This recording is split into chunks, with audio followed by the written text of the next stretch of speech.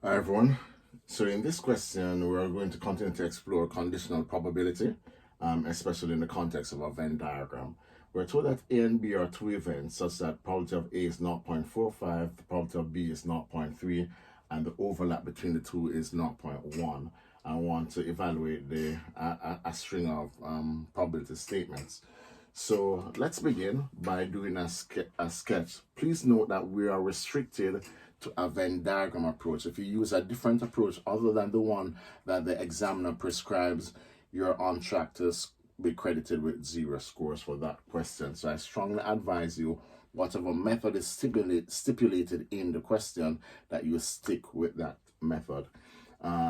So here we're going to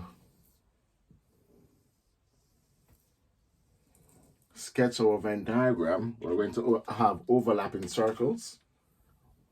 We know that our circles are overlapping because the intersection is non-zero. So we're going to have A, B, 0.1 for the overlap. Always start with the overlap. Then now move to the part of A that is not a part of the overlap. So the difference between 0.1 and 0.45, that's how we get that part, A only. B only will be the difference between 0.1 and 0.3, which will be 0.2. Do check at this stage that you have comprehensively completed the diagram. All probabilities must add up to 1. So that's 0.55, 0.65. So we know that the difference between that and 1 is 0.35. So our diagram is now complete. We can now go about and answering the questions. So part A requires us to invoke the formula that the condition is equal to the overlap over the restriction.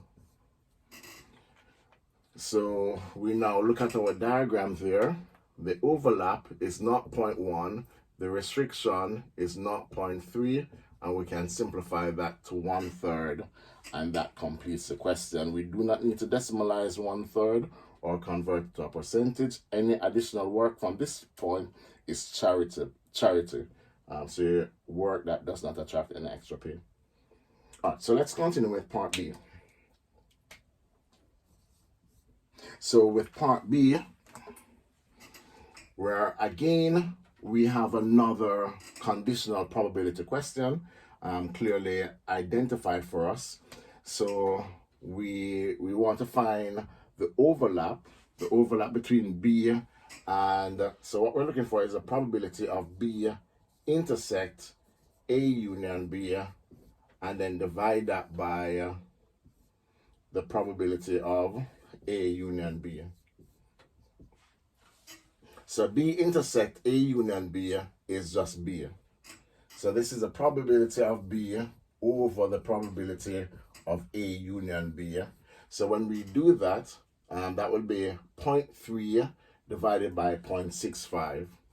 So 0.3 divided by 0.65. Why 0.65? Because A union B is all of the probabilities added up in A and B and the overlap. So we can leave this as 30 over 65. We do not need to do any additional work. We have answered the question. We have written the fraction without any decimal, and that should suffice.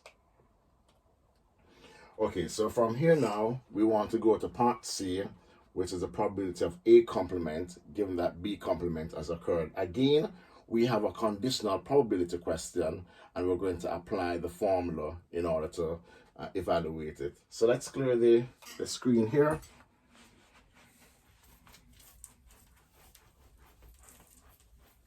And let's have a go. So my strong recommendation when you're doing these questions is that you write out the formula that you're applying. So probability A complement given B complement is equal to the probability of A complement intersect B complement over the restriction, which is the probability of B complement. All right, so once we have done that, A complement intersect B complement, we know that we can simplify this to the probability of A union B complement by factoring out the complementation symbol, and that would reverse the intersection to a union. So A union B complement is simply what's on the outside. So this is going to be 0.35 divided by the difference between 1 and 0.3, which is 0.70, and that simplifies to a half. All right, so that completes part C. So we now want to answer the question, are A and B independent? So my shorthand for independent. Recall from my presentation, my preamble to the probability videos, that the condition for independence is that the product of the individual probabilities must equal to the combined probability, the joint probability. So the probability of A and the probability of B is that equal to the probability of A intercept B. So what we need to check is 0.45 multiplied by 0.3 identical, question mark, to 0.1. All right, and it's not likely to be identical, but let's just evaluate it. So 0.45 times 0.3, that gives us 0.135. So we can state that 0.135 is not equal to 0.1, therefore no. Therefore not independent.